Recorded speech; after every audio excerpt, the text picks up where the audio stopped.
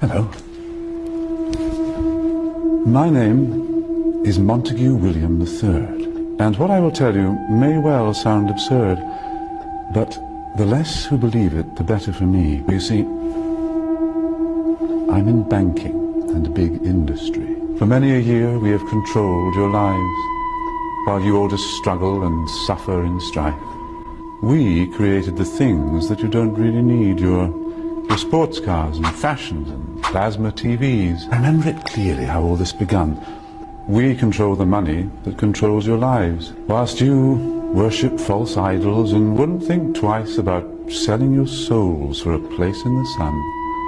These things that won't matter when your time is done.